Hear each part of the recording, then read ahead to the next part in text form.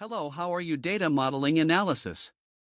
Data modeling is a structured approach to organizing and representing data in a way that supports business processes, analytics, and decision making.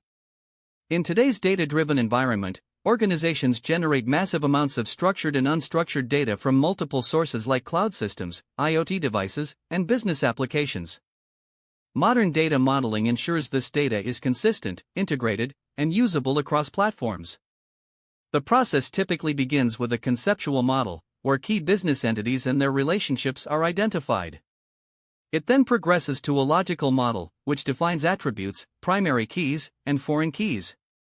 Finally, a physical model is created, optimized for implementation in a database system. Tools like diagrams, UML, and modern cloud-based modeling solutions make this process more efficient.